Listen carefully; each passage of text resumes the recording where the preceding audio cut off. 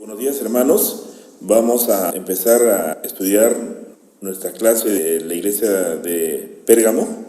Vamos a leer 2 versículos de esta iglesia, la 2 y 13, y dice así: Y escribe el ángel de la iglesia en Pérgamo, el que tiene la espada aguda de 2 filos, dice esto: Yo conozco tus obras y dónde moras, donde está el trono de Satanás, pero retienes mi nombre y no has negado mi fe, ni aun en los días en que Antipas, mi testigo fiel, fue muerto entre vosotros, donde mora Satanás.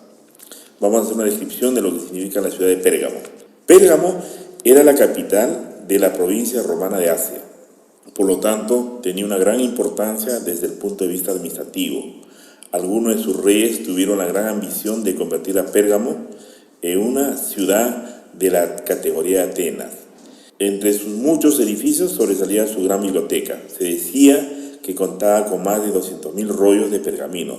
Por cierto, nuestra palabra pergamino proviene del nombre Pérgamo, puesto que en aquella ciudad se perfeccionó el proceso de preparar las pieles de cabras y ovejas para poder ser usadas en la producción de pergaminos, sustituyendo de ese modo al papiro, que era fabricado a partir de grandes hojas de juncos que crecían en las orillas del Nilo y que eran un material más perecedero que las pieles.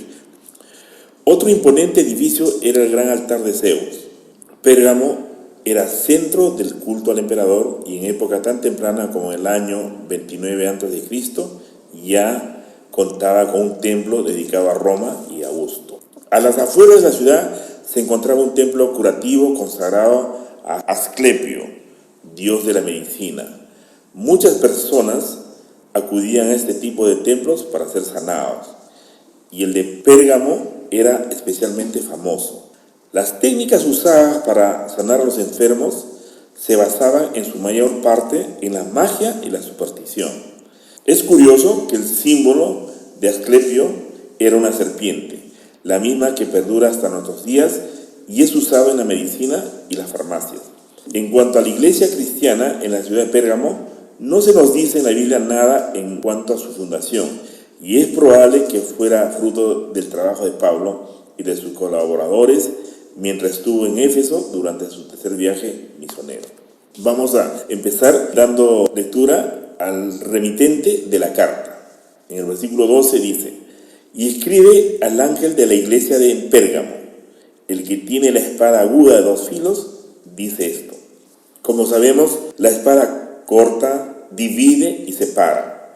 El libro de Hebreos 4:12 se refiere a la palabra de Dios como la espada de 2 filos. En este contexto, el Señor iba a usar en contra de su propia iglesia, porque este es un estudio dirigido a su iglesia.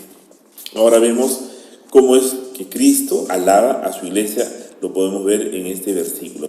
Yo conozco tus obras y dónde moras, donde está el trono de Satanás, pero retienes mi nombre y no has negado mi fe, ni aun en los días en que Antipas, mi testigo fiel, fue muerto entre vosotros, donde mora Satanás. Lo primero que dice el Señor es que Él sabía bien dónde moraba esta iglesia. Era un lugar especialmente difícil para una iglesia, ya que allí estaba el reino de Satanás y el centro de su poder. También suponemos que los creyentes en Pérgamo eran muy conscientes de la realidad de la guerra espiritual que se estaba llevando a cabo en aquel lugar. Algunos han pensado que esta referencia al trono de Satanás tenía que ver con el gran altar de Zeus que se erguía en la Acrópolis dominando la ciudad. Y no deja de sorprendernos que una ciudad tan culta desde un punto de vista humano, centro del saber y del conocimiento, fuera visto por el Señor como el trono de Satanás. Pero no debemos olvidarnos que la sabiduría de este mundo nada tiene que ver con la sabiduría de Dios. Al fin y al cabo, los más de 200.000 pergaminos de su biblioteca solo habían conseguido llevarles a servir al mismo Satanás y a desatar la persecución contra la iglesia del Señor. Pero a pesar de sus dificultades, la iglesia de Pérgamo había retenido el nombre del Señor y no había negado su fe. Vemos cómo dice el Señor en este versículo: pero retienes mi nombre y no has negado mi fe, ni aun en los días en que Antipas, mi testigo fiel, fue muerto entre vosotros, donde mora Satanás.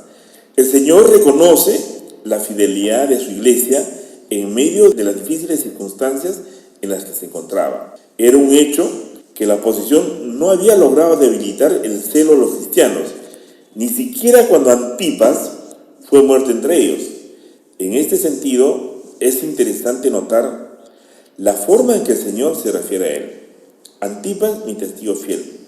Esa era la misma descripción que Jesucristo mismo se presentó a las iglesias. Es como si el Señor compartiera su propio título de honor con sus siervos fieles que están dispuestos a llegar al sacrificio por su fidelidad a Él. De la iglesia en Pérgamo aprendemos que hay lugares en este mundo donde resulta especialmente difícil ser cristiano. Y por último, hemos considerado también que Satanás tiene varias tácticas en su lucha contra la iglesia. A veces usa la persecución física, pero en otras muchas se vale la seducción por medio de cosas que en un principio pueden parecer inocentes. Versículo 14, vamos a tocar la doctrina de Balaam. Dice: pero tengo unas pocas cosas contra ti, que tienes ahí a los que retienen la doctrina de Balaam, que enseñaba a Balac a poner tropiezo ante los hijos de Israel, a comer de cosas sacrificadas a los ídolos y a cometer fornicación. Fornicación quiere decir hacerse uno, casarse. Se había filtrado ese tipo de cristianos metidos dentro de la iglesia. El consentir ciertas cosas hacen que uno se contamine. Eso lo dice claramente en 1 Corintios capítulo 6, versículo 16. ¿O no sabéis que el que se une con una ramera es un cuerpo con ella? Es pecado de sexo. Hoy día la pornografía, la internet, ese es el pecado de Balaam, uno de los pecados. Mira, el que se une a ver una mujer desnuda o un hombre desnudo, ya contaminase tu cuerpo, porque dice, los dos ya se hacen una sola carne. Ya entró el pecado en la vida de los jóvenes, de los niños. Entre Números 20 y Números 21 vemos un pueblo de Dios que hizo pacto con el Señor. Ustedes lean en sus casas cómo el Señor levantó esa serpiente en el desierto. Todo el que miraba a esa serpiente era sanado, era bendecido, era limpiado de sus pecados. Y ese pueblo iba de triunfo en triunfo, de victoria en victoria. Y el enemigo, Satanás, era a través de Balac, no soportaba ver a un pueblo victorioso, a un pueblo que, si ustedes leen, bendecido y guardado por encima de sus pecados, y Dios los protegía donde iban. Y contrató a Balaam. Y Balaam al principio, no voy a ir. Señor, ¿qué cosa quieres ir? El Señor le dijo, no vayas. Habló a través de una asna, de una burra, no vayas, es el enemigo. Lean ustedes, eso está en Números. Pero ya, hermanos, y ese es el actuar de Dios. Cuando tú has orado, Dios te ha dicho una vez, 2 veces, has hablado milagrosamente, soberanamente a través de alguien, y tú no entiendes, ¿sabes lo que hace Dios? Te deja a tus propias concupiscencias. ¿Sabes qué, Balaam? Ya, anda y haz lo que te dé la gana. Y así sucedió. Y así Balaam se unió al enemigo del pueblo de Dios, Balac, y no podía maldecirlos. Le decía, ¿cómo? Si yo veo, y los miraba, los llevaba por todos los ángulos para maldecir al pueblo de Dios. Decía, vamos a leer, por favor, acá hay una porción donde dice, mira mi pueblo tan bello con sus tiendas, cómo amaba, cómo protege a su pueblo. En el Número 23:20, he aquí, he recibido orden de bendecir, y no podía maldecir ese profeta, vendido por lucro, por fama, por dinero. Se sintió honrado porque el rey Balac les mandó toda una comitiva de príncipes, banquetes y todo lo demás. Y el otro, hermanos, el enemigo sabe cómo tentar, cuál es tu debilidad. He aquí, he recibido orden de bendecir. Él dio bendición y no podrá revocarla. No hay nada que pueda quitarte las bendiciones de Dios. Nada. Solamente si tú dejas al Señor. No hay brujo, no hay hechicero, no hay nada. Pero si tú dejas al Señor, tú estás expuesto. Toda promesa está sujeta a una condición. Si tú dejas al Señor, ahí sí todas las brujerías, todas las hechicerías te pueden caer. Pero mientras tú estés como este pueblo de Dios, con sus debilidades y flaquezas, caminando delante del Señor, dice versículo 21, no ha notado iniquidad en su pueblo, en Jacob. No ha notado, ni ha visto perversidad en Israel. Están luchando, pero están caminando conforme va la nube. Jehová su Dios está con él, y júbilo de rey en él. Hay gozo y alegría en medio de nuestras circunstancias cuando estamos caminando con el Señor. Dios los ha sacado de Egipto y él tiene fuerzas como de búfalo. Nadie le va a tocar una cabellera a sus hijos que caminan con él. Porque contra Jacob no hay agorero ni adivinación contra Israel, como ahora será dicho de Jacob y de Israel lo que ha hecho Dios. 24:5. Cuán hermosas son tus tiendas, oh Jacob, así se deleita el Señor en medio de su pueblo. Tus habitaciones, oh Israel, yo estoy mirando todo, tus tiendas, tus habitaciones, tu sentar, tu levantar. Como arroyos están extendidas como huertos junto al río, como aloes plantados por Jehová, como cedros junto a las aguas. De sus manos destilarán aguas y su descendencia será en muchas aguas. Enaltecerá su rey más que Agag y su reino será engrandecido. Dios lo sacó de Egipto, tiene fuerzas como de búfalo, devorará a las naciones enemigas, desmenuzará sus huesos, en fin, todas las maravillas que Dios hacía con este pueblo. Mientras ellos caminaban, entró Balaam, y al ver que ya no podía tipo del enemigo, Balac con Balaam, Balaam había dejado al Señor para descender al trono de Satanás y ser usado por el enemigo. Nosotros no caminamos en el Señor y el enemigo inmediatamente echa mano de nosotros. Y ahora Balaam, siendo usado, y decía, no les puedo maldecir, no les puedo quitar las bendiciones. Y ahí Satanás les metió y le dijo, ¿sabes cómo puedes hacer? Destrúyelos con el pecado del sexo. Sácalos de ahí con el pecado sensual y vas a ver cómo ya Dios no va a poder cuidarlos ni bendecirlos. Hermanos, si tú te sales de la cubierta de Dios en cualquier tipo de pecado sensual, sexual, ya el enemigo tomó control de tu vida. Hay que tener tanto cuidado. Mi estrategia, como no puedo maldecirlos, que ellos abran sus puertas y pequen.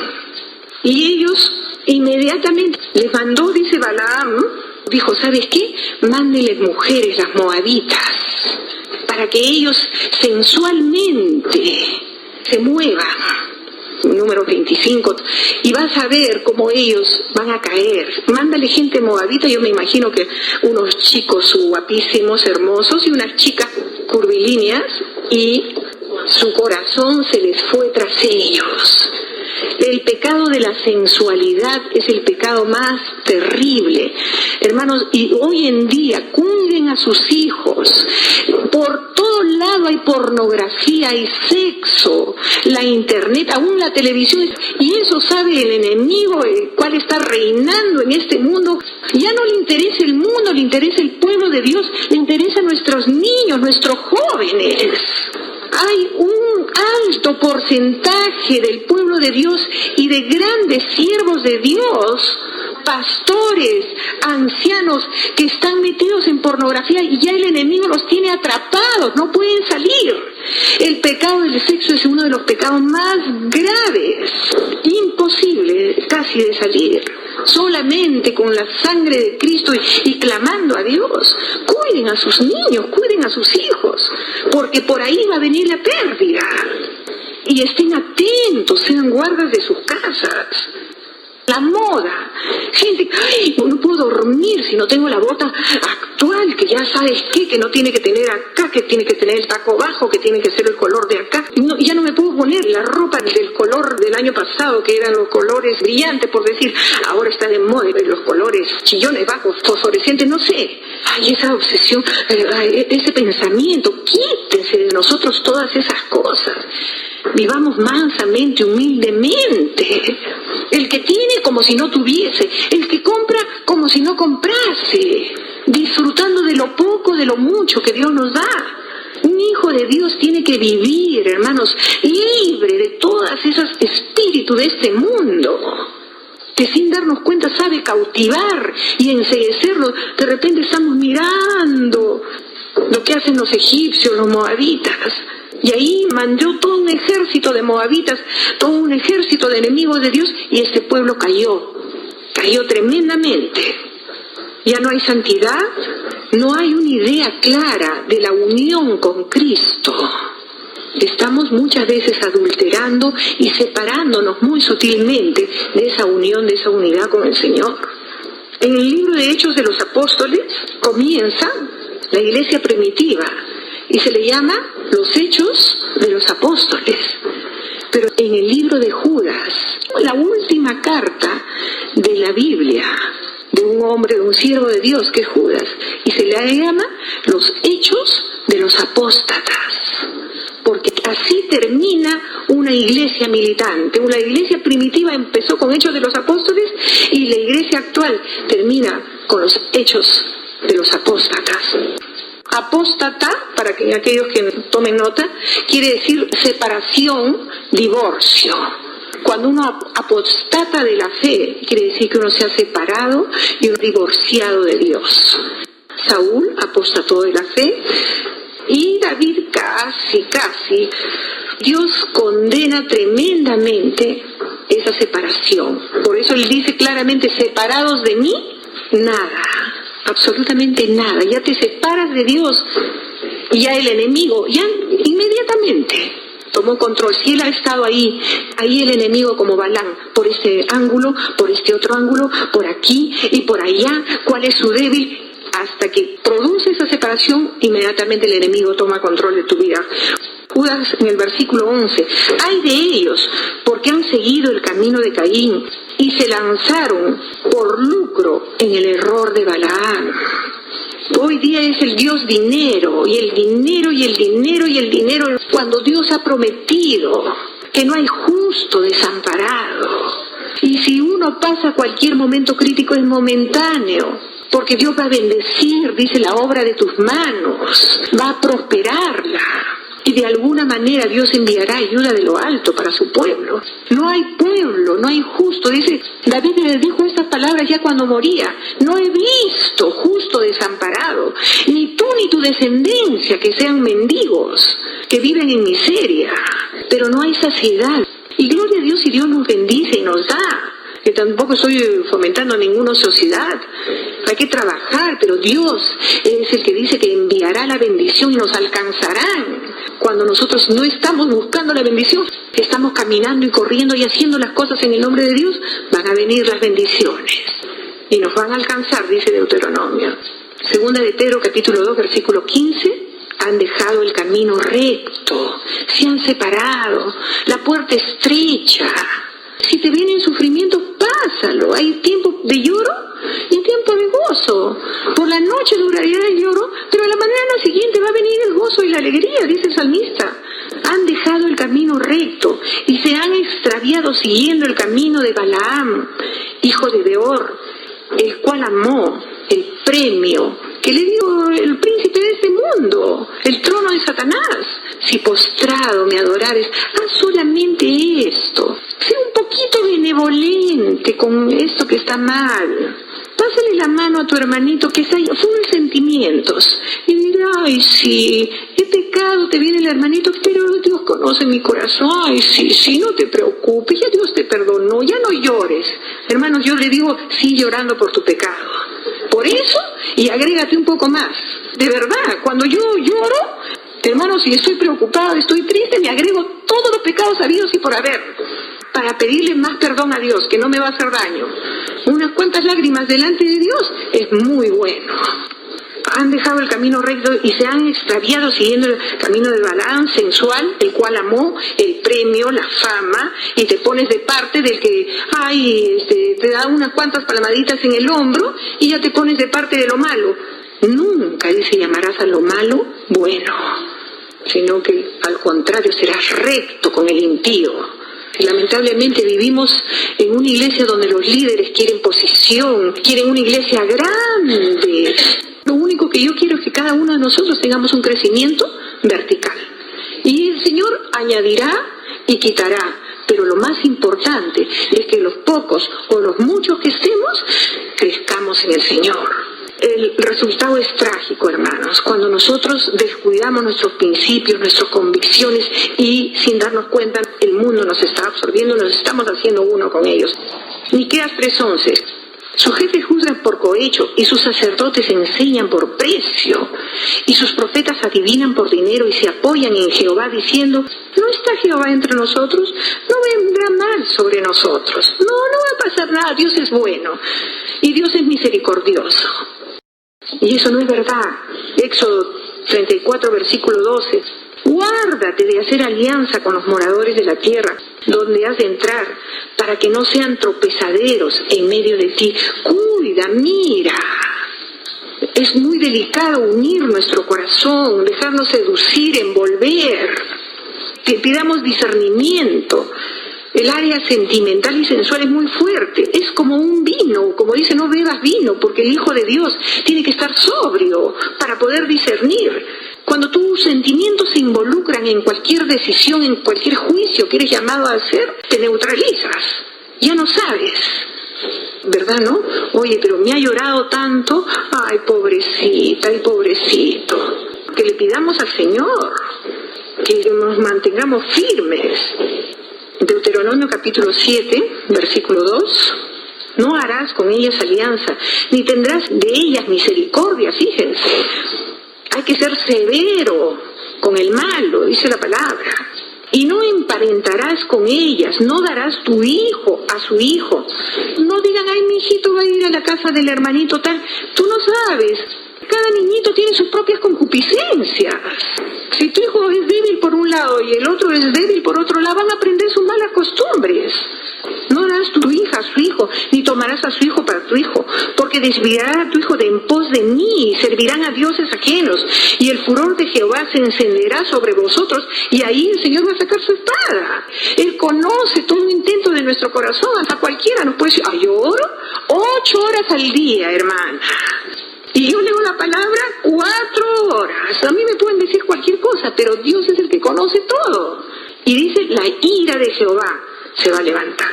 Y el furor de Jehová se encenderá sobre vosotros. ¿Y qué? El Señor no va a tener sentimentalismo.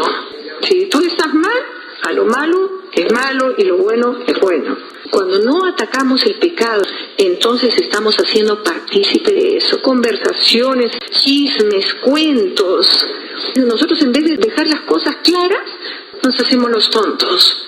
No importa que nos odie, mejor es obedecer a Dios, estar bien delante de Dios que delante de cualquier hombre. No dejar a las personas con sus amarguras, con sus envidias, con sus cuentos, con tus críticas. Y hacemos, como el profeta dice, curamos la herida del pueblo diciendo paz, paz, paz, todo está bien, cuando no hemos dejado las cosas bien en claro. Jeremías capítulo 6, versículo 14, dice, y curan la herida de mi pueblo con liviandad. No, a eso no nos ha mandado el Señor. Diciendo paz, paz, y no hay nada de paz. Está llena las personas muchas veces de amargura, de celos, de envidias, de contiendas, de disensiones, y nosotros que Dios nos dé ojos y que la espada vaya directamente y le diga, hermanita, yo he visto que tú tienes amargura, vamos a orar y pídele al Señor que te limpie. Todo lo que trajo el cristianismo, que se unió, entre comillas, tan bonito, Constantino, 350 o tal vez un poco más después de Cristo, comenzó a usar el cristianismo y unirlo con el paganismo de Roma. La mezcla con el mundo, todo lo que ha traído desgracia, ya se comenzó a levantar leyes de los hombres, a dejar la Biblia, y hasta el día de hoy, antes al que leía la Biblia, a la hoguera. Se dejó en Estados Unidos la oración y en lo que ha terminado hoy en día. Poco tiempo después se fue degenerando hasta el día de hoy. Y así empezó hasta llegar al ecumenismo hoy en día. Vamos a unirnos con todos, cada uno que invoque a su Dios total. Dios es bueno. Ese no es el Dios que nosotros conocemos.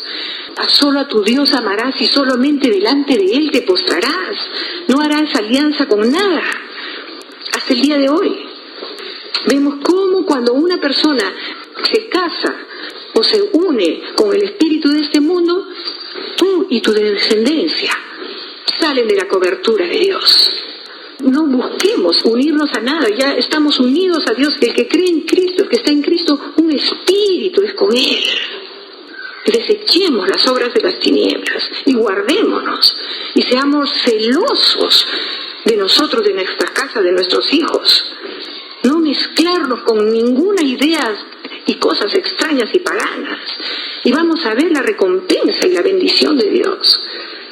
Versículo 15 dice, y también tienes a los que retienen la doctrina de los nicolaitas, la que yo aborrezco. Entonces, lo primero que nosotros vemos, que Dios se dirige directamente al pastor o al líder de una iglesia. Dios dice que al quien más da, más le demandará. No dice, y también tienen ustedes a nivel de iglesia a los que retienen la doctrina. No dice, sino le va directamente al pastor, al cabeza, donde Dios ha puesto de la iglesia. Por eso es una gran responsabilidad, no solamente en este caso al pastor, pero a todos los cabezas de familia, porque de alguna manera nosotros ejercemos un pastorado en nuestras casas. Va directamente a quien más se le da, a la vida que le ha demandado más, que le ha dado más, a esa vida le está demandando, a la vida que es más madura, que conoce la palabra. A quien más se le da, más se le demandará. No habla, bueno, si tú eres mujer y yo te he dado más, no, la palabra es clara, a quien más se le da, más se le va a demandar. Sea quien fuere, si eres hombre, si eres mujer, si Dios te quiere utilizar como columna, como persona madura en tu casa, en tu familia, en tu vecindario, qué sé yo, a ti te va a demandar. Entonces acá dice, y también tienes a lo que retienen la doctrina de los nicolaitas, las cuales yo aborrezco, que el mundo, muchos de ellos no se habían unido, pero permitían, se hacían de la vista gorda y permitían que el mundo penetrara dentro de su iglesia o dentro de tu casa. Vamos a aplicarnos a cada una de nuestras vidas. Ellos habían sido llamados para unirse con el Señor, para casarse.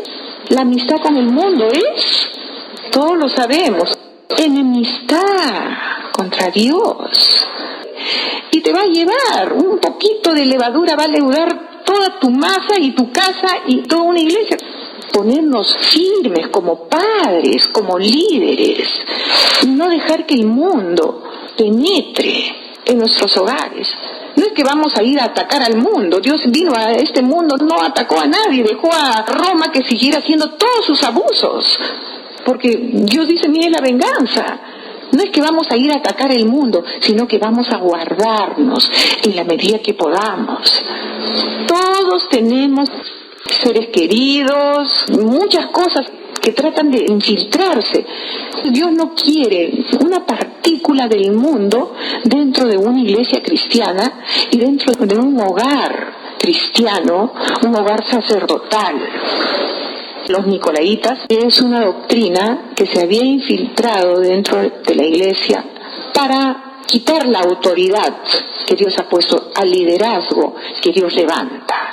Es muy importante que nosotros estemos establecidos en la palabra de Dios, no en las opiniones de nadie. Y cuando nosotros estamos establecidos en la palabra, es muy difícil que alguien nos saque de nuestro fundamento. Y Él mismo constituyó a unos, Él mismo. Esa potestad no le ha dado a nadie. Entonces la única forma de un gobierno en su iglesia, en tu casa, es la teocracia. Es como el Señor te muestra en su palabra y te dice a través del Espíritu Santo. Créanme sinceramente que si no es así, tú vas a dejar un poquito de apertura, un poquito, ábrele la ventanita o la puerta y vamos a ver cómo entra el enemigo a destruir, a matar y a acabar. Vemos cómo 2 veces en un solo capítulo, capítulo 2, Cristo dice que aborrece la incursión, el mundo, con toda su mentalidad, con toda su sabiduría y con toda su ciencia. ¿Saben en qué termina? En que me quedo con todas las formas, esas iglesias, pero la presencia de Dios ya no está ahí. Como siempre les digo, Mis hijos, cuando eran tiernos, se comían los plátanos, no sé cómo lo abrían por un ladito, sacaban el plátano y dejaban el plátano de una forma que parecía que estaba lleno. Y estaba vacío. ¿Y cómo me hablaba eso? Ahí ellos malos ponían todos los plátanos en la mesa y uno iba y solamente era cáscara. Y así, hermanos, quedan las iglesias. Todo es una forma bonita, lindos cánticos, coreografía. ¿De qué les vale cuando ya no hay sustancia? Ya Dios ha retirado su presencia. 2:16. Por tanto, arrepiéntete, pues si no, vendré a ti pronto y pelearé contra ellos con la espada de mi boca. El arrepentimiento les habla a esta iglesia porque el juicio de Dios es inminente. Si ellos no se arrepienten, ya la espada estaba preparada para caer a esa iglesia. El que verdaderamente se arrepiente es una vida que tiene un corazón noble, que dice: yo, Señor, estoy haciendo muchas cosas fuera de tu voluntad, no estoy pidiendo tu dirección. Yo quiero, Señor, un cambio genuino, yo no quiero ser la misma. Nuestro arrepentimiento es solamente emocional, es momentáneo y otra vez regresamos. Nuestra inclinación tal vez no sea pecado, como Pérgamo, muchos de ellos no estaban pecando, no permitían que el mundo entrara, pero toleraban ciertas cosas, permitían que de alguna manera el mundo nos deslumbre en tantas áreas, emocional, sentimental, y la vida continúa, y muchas vidas continúan en lo mismo. Se arrepintieron, lloraron, reconocieron. Si somos irascibles, seguimos con nuestra ira. Si somos atrevidos y boca suelta, seguimos, y los años pasan y reconocemos y seguimos. Si somos orgullosos, ahí todavía se nota. Irrespetuosos, si somos inconstantes, hoy día empezamos una cosa, hoy día decimos sí, Señor, y mañana dejamos todo al aire. Todo nuestro arrepentimiento viene a ser, como dice Oseas 4, tu congoja, tu dolor, tu tristeza, es como la nube de una mañana, o como el rocío de la mañana que inmediatamente pasa y tú regresas a donde estabas. Que Dios nos libre. Irrespetuosos, nos comprometemos a algo y no lo cumplimos, y otras cosas toman el lugar que Dios quiere que estemos. Como Dios conoce que todo eso se desvanece y seguimos sensuales, seguimos sensuales en tantas áreas que no hay un cambio genuino, una determinación.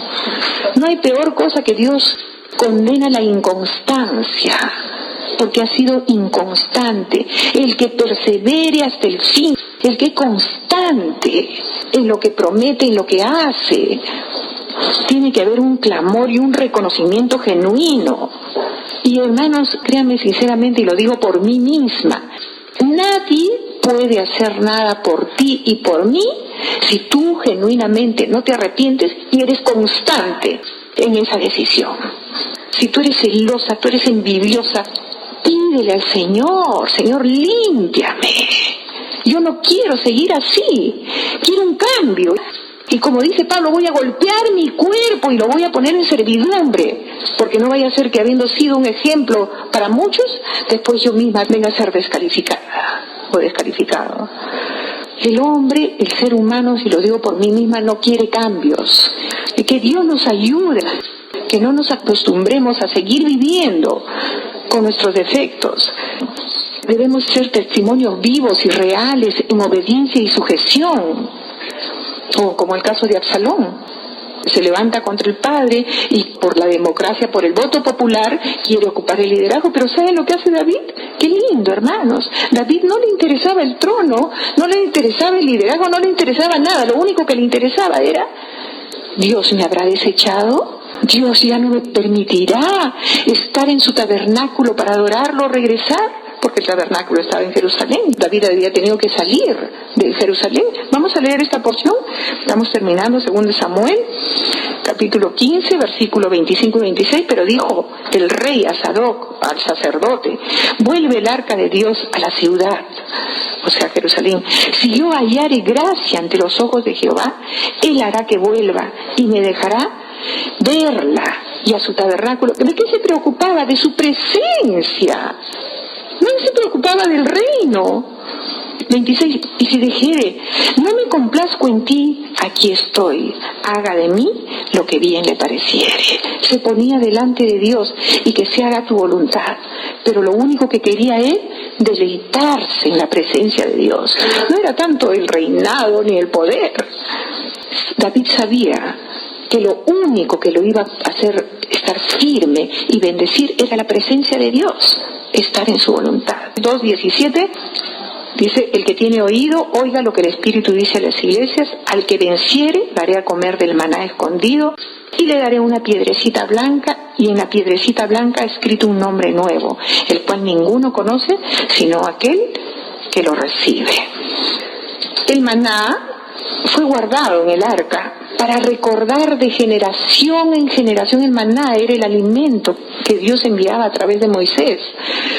Y eso fue guardado en el arca, ese maná escondido, que es Cristo mismo, para que de generación en generación tuvieran el recuerdo quién es el que nos alimenta, de dónde viene toda dádiva, todo don perfecto.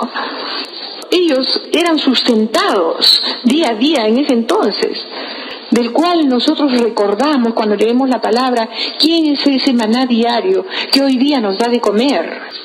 La otra recompensa que es: y le daré una piedrecita blanca, y en la piedrecita escrito un nombre nuevo. Y esa piedrecita blanca, Dios les habla, porque todo esto era dominado por el Imperio Romano. Los deportistas, cuando salían de sus campeonatos y eran vencedores, dice que el gobierno, el emperador romano, les daba una piedrecita blanca con su nombre inscrito para que tengan acceso a una fiesta, a una cena de gala tremenda, a todos los vencedores, a todos los ganadores.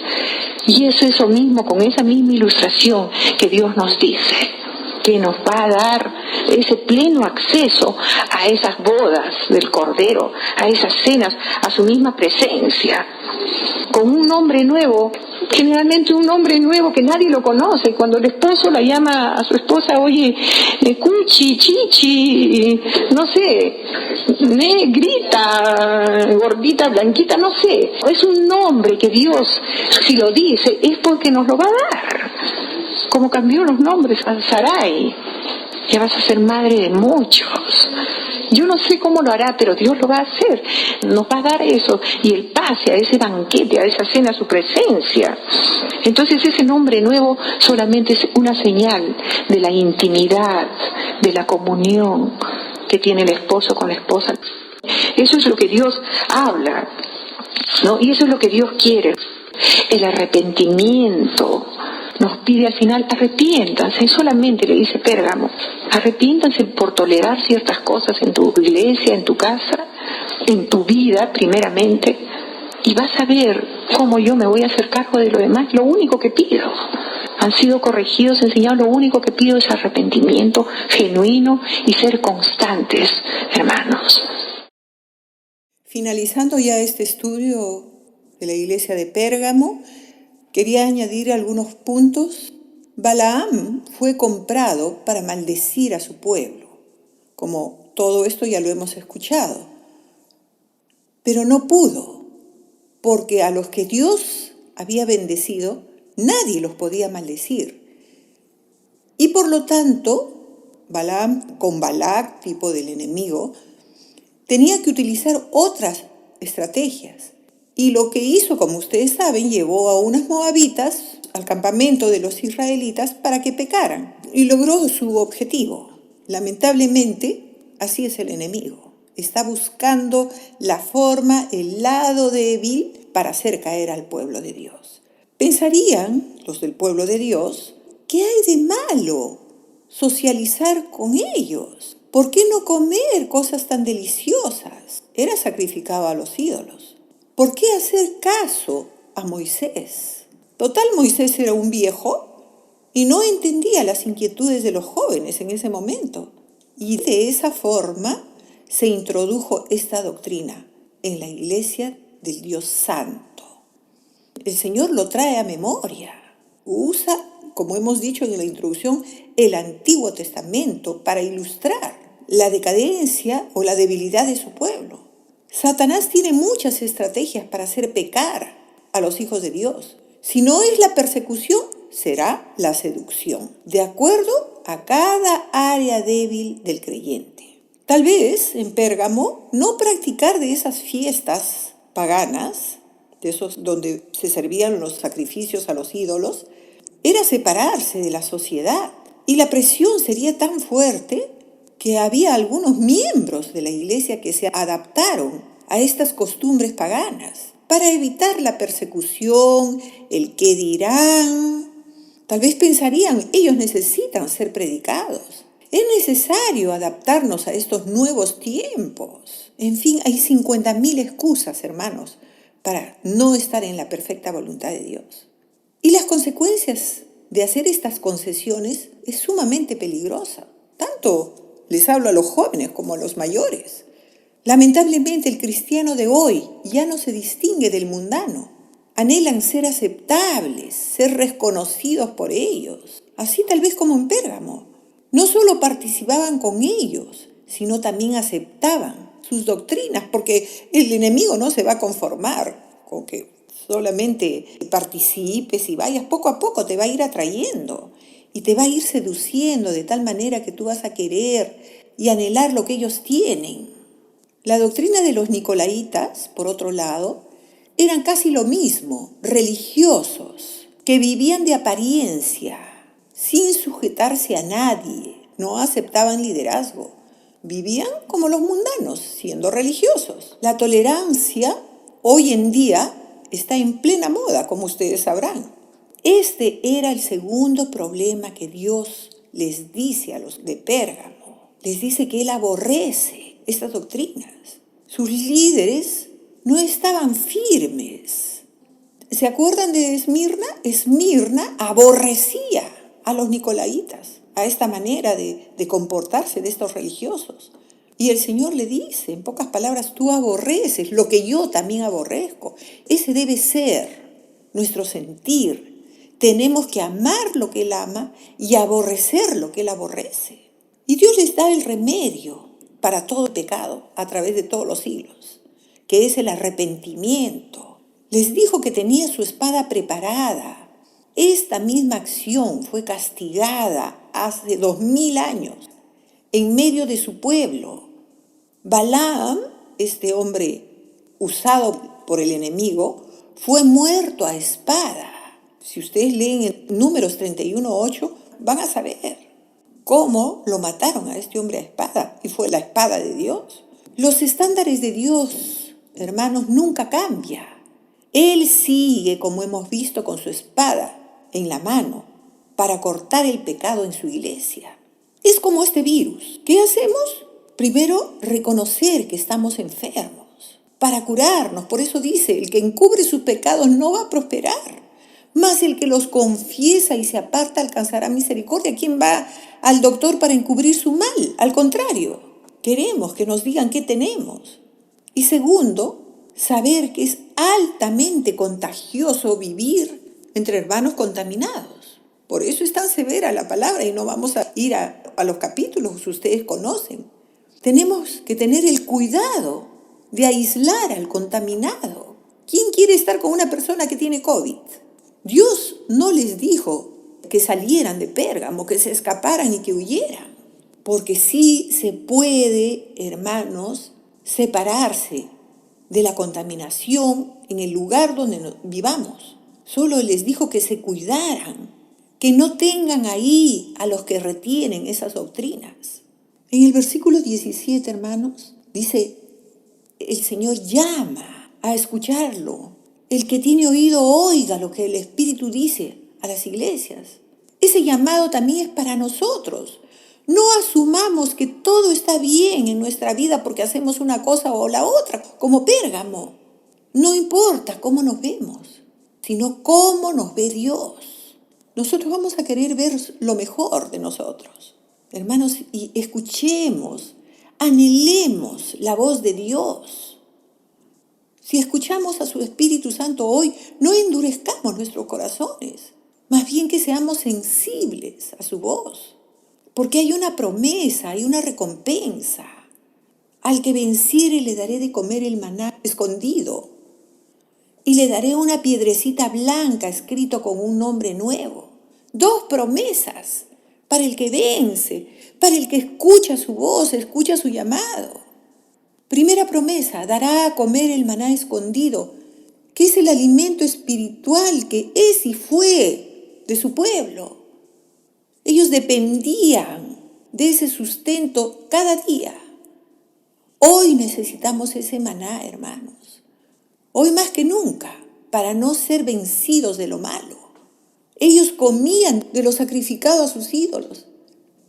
Y el Señor les dice, deben nutrirse, deben anhelar, deben buscar mi maná, que es el alimento que Dios quería darles, que es nuestro Señor Jesucristo. Yo soy el pan que desciende de lo alto. ¿Escondido por qué? El mundo no entiende ni lo ve. Solo los hijos de Dios saben disfrutar las delicias como miel a nuestros labios, su palabra, su presencia. La segunda promesa, la piedrecita blanca. Como ya lo hemos visto, es una señal de privilegio y un favor personal de Dios para con nosotros. Dice en Isaías, te será puesto un nombre nuevo que la boca de Jehová nombrará, y serás corona de gloria en su mano y diadema de reino. Y sigue diciendo en Isaías 65, y a sus siervos llamará por otro nombre, porque sus angustias primeras serán olvidadas. Un nombre nuevo, una nueva naturaleza, que también está escondido por el momento, pero será manifestado, como dice la palabra, cuando Cristo vuestra vida se manifieste, vosotros también seréis manifestados en gloria. Colosenses 3. Estamos en estos tiempos donde Satanás se ha entronado y reina en este mundo. Más que nunca, ya está siendo, amados, imposible vivir como cristianos. El Señor aborrece la amistad con el mundo, como se ha dicho, aunque nos justifiquemos muchas veces diciendo que nos necesitan. Siempre tendremos muy malos resultados, como Pérgamo. Debemos discernir con temor nuestra relación con ellos. Cristo tiene cuidado de su iglesia, se interesa en cada una. Tiene una palabra, como hemos visto, hemos estudiado Éfeso, hemos estudiado Esmirna y ahora Pérgamo, una palabra, un aliento, un halago, una advertencia, una promesa. Tiene todo eso para ti, para mí. Es un Dios muy personal, muy peculiar. Por eso es muy importante saber y conocer su voluntad. Decirle, Señor, habla que tu siervo oye. Háblame, Señor. ¿Cuál es tu voluntad? Revélame. Que Él nos hable continuamente, buscar su rostro, en su palabra, en las prédicas, aún usando a los hermanos, a sus siervos. Como el COVID, ¿cuántas veces escucho? ¿Tendré COVID? Me voy a hacer inmediatamente una prueba. Así tenemos que estar atentos, Señor, ¿qué tendré? ¿Qué cosa malo hay en mi vida, en mi alma, en mi espíritu? Él nos va a decir, como dijo Esmirna, los van a entregar a la cárcel. ¿Habrá algo que Dios no nos diga a sus siervos los profetas? Acá les dice 2 veces a Pérgamo, que están en la misma morada de Satanás, donde Él habita, donde Él vive, es su lugar permanente.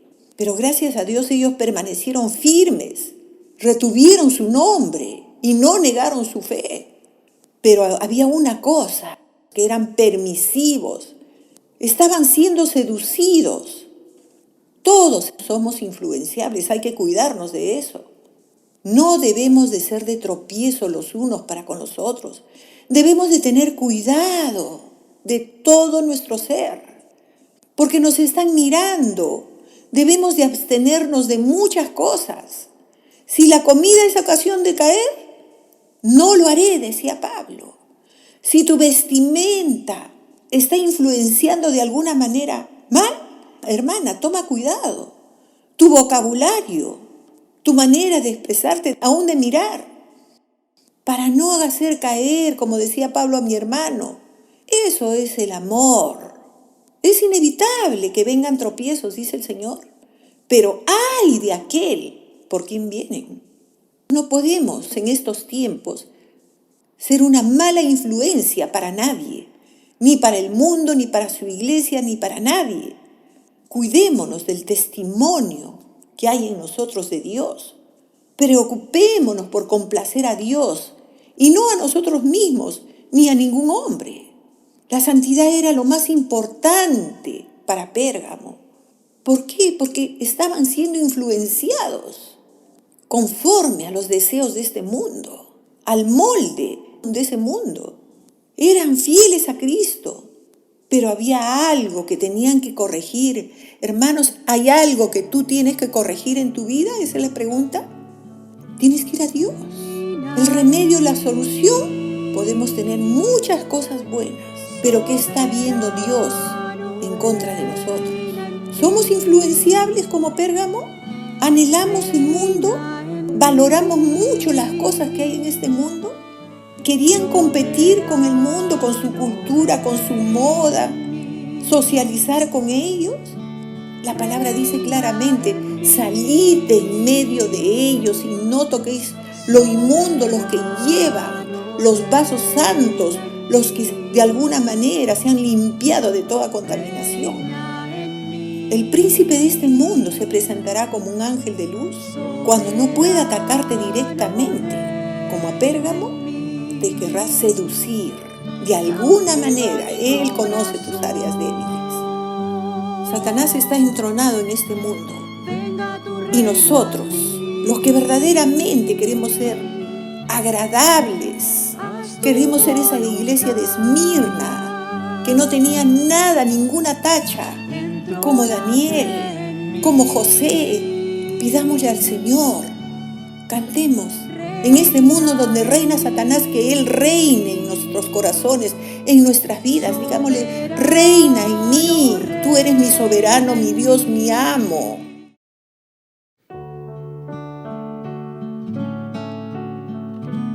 Reina en mí, soberano, reina en mí, reina en mí, soberano, reina en mí, reina en mí, soberano, reina en mí, reina en mí, soberano, reina en mí, cautiva mi corazón, venga tu reino a mí, haz tu voluntad, entrónate en mí, reina en mí, soberano, reina en mí, ven y toma el trono,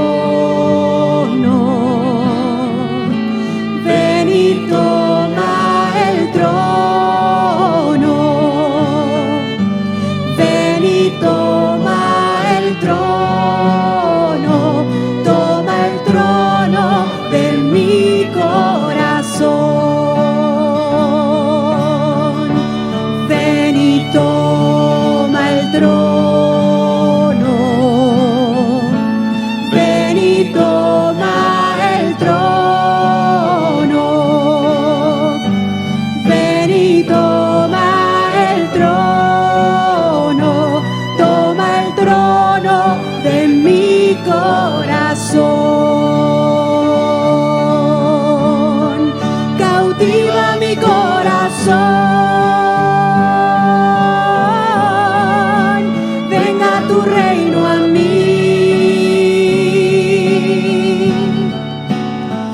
tu voluntad.